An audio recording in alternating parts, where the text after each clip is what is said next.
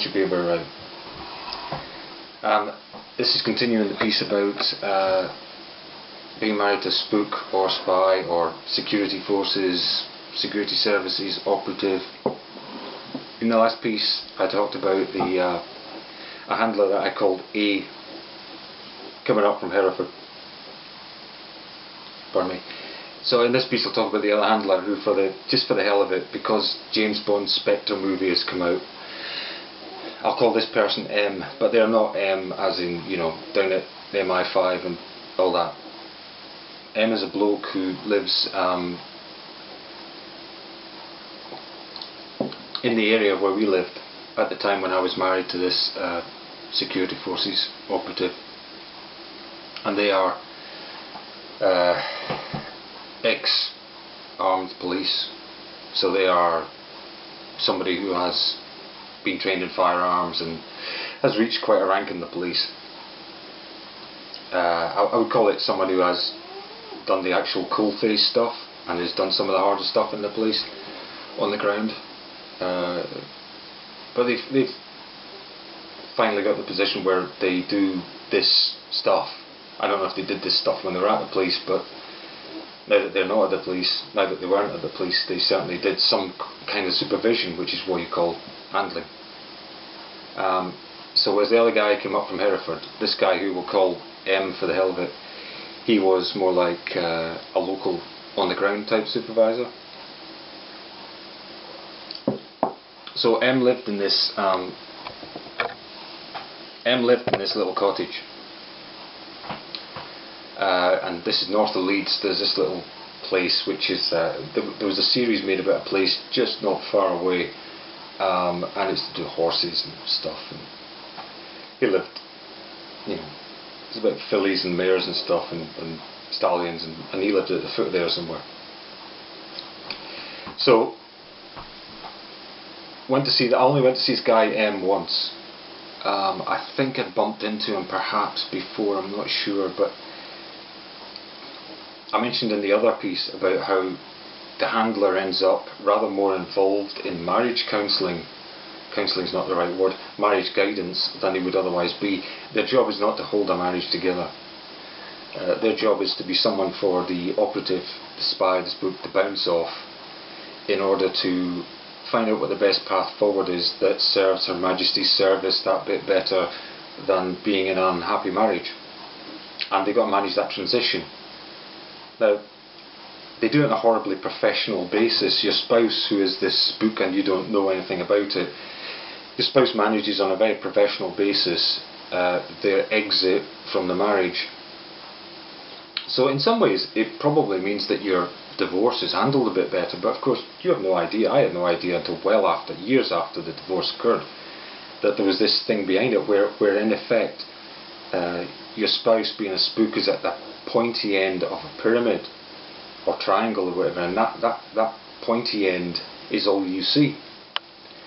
Right behind them there are the handlers, and then let's say there were two behind them as the point.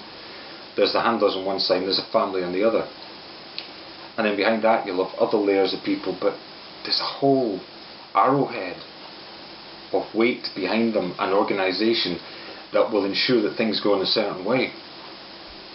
This means, unfortunately, that your spouse gets a load of advice about divorce that you don't have access to. You know, apart from any personal information people might have, they want this to be a smooth exit, the security services, so that there's no ruffled feathers. They don't want someone getting back at their operative and stuff like that. You know, like taking a shovel to their head or something, because, you know, people do that when they get upset. These thoughts go in everybody's head, but, you know, most people will not act on these sort of thoughts.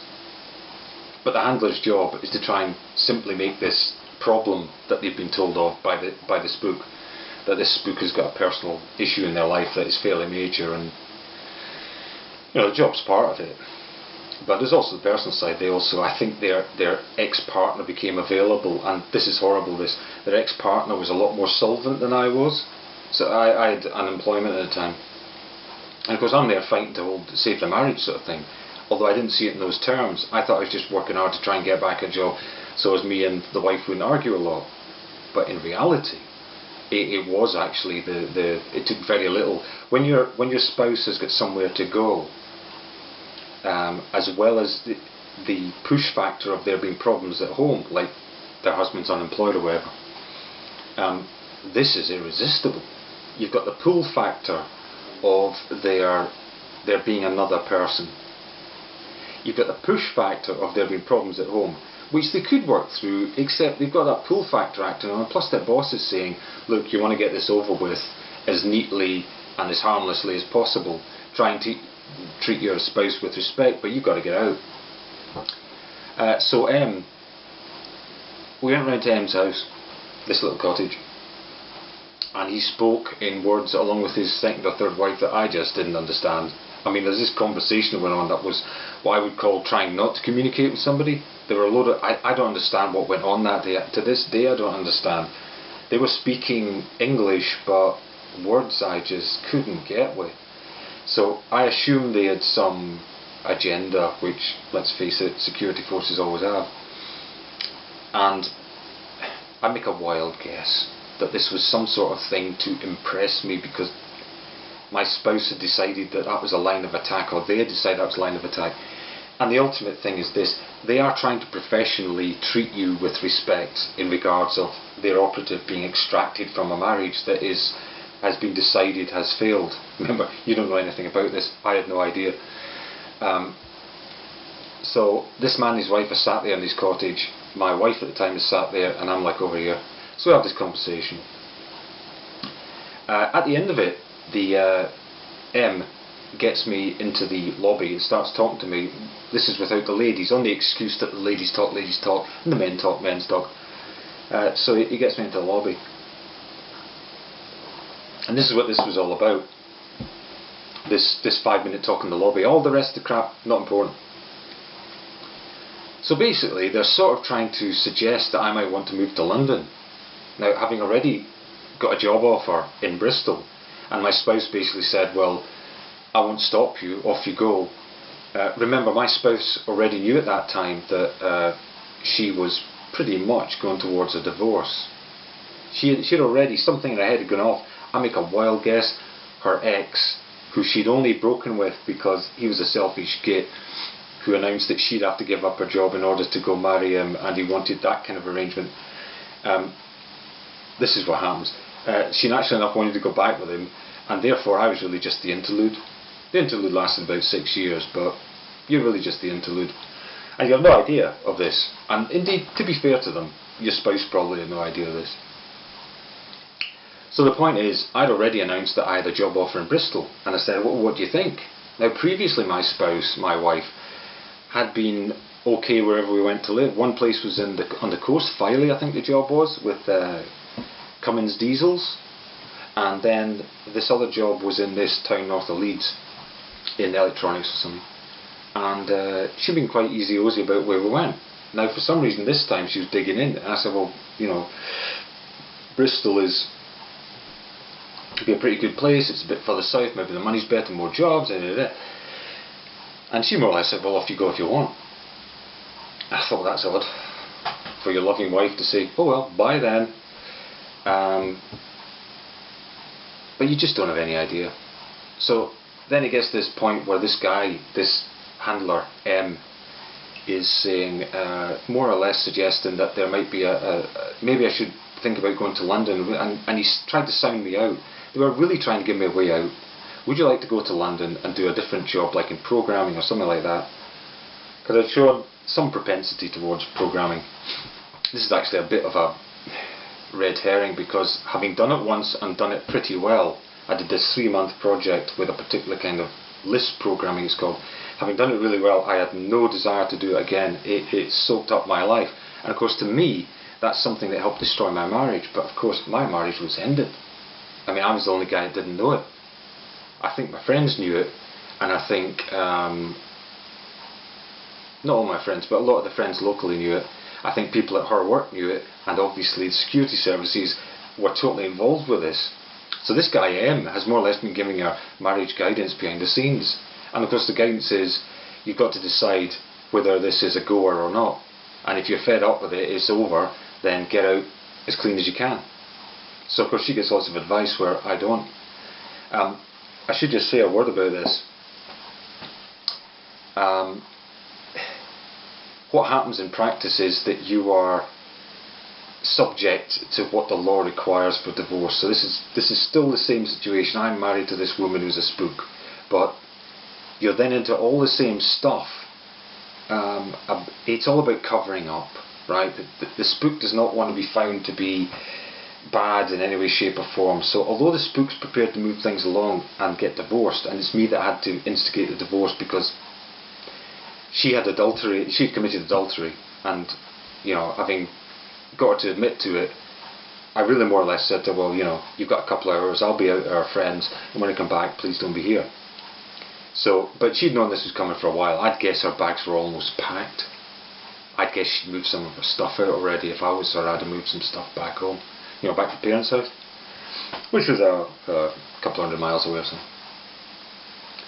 So you're in a position where this is all new to you, but they've known it was coming for a while.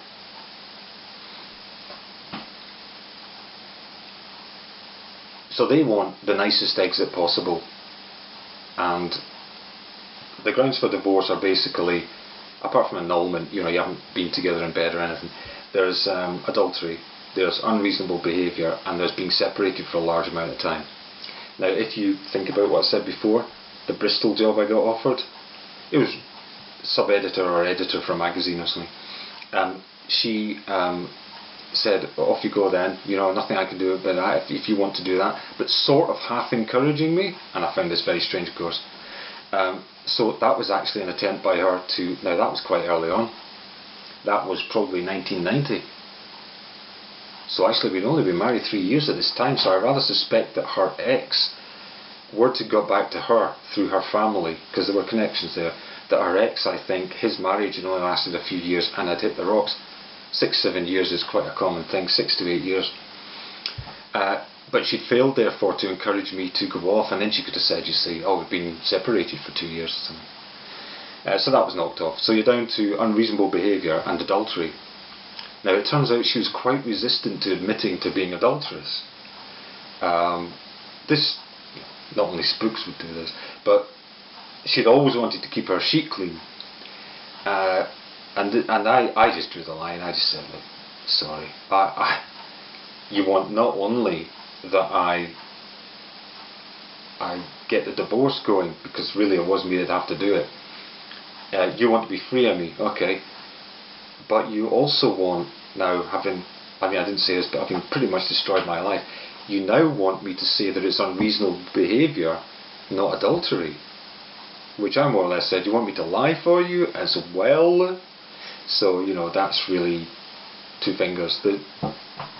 It's pretty wrong to do the first thing, but it happens, people split up. To then ask your spouse that you've shafted, who doesn't have anybody to go to and doesn't have a job, doesn't have any money, and is knackered by your departure, to ask them then to lie for you is an extraordinary requirement. So the trouble is, of course, she had to build towards this unreasonable behaviour thing, having failed to get you to go away on the basis of career because I was too committed to marriage, so that was unfortunate for her. She then had to move on to the next thing, which is her being unreasonably behaved. So you might think, well, I'll tell you the sort of things that can happen. You can be peeling spuds. She has a set of knives that she's brought to the marriage. You're peeling spuds. One of these knives, this knife goes missing. She makes an enormous thing about this knife going missing, and forever after it never reappears.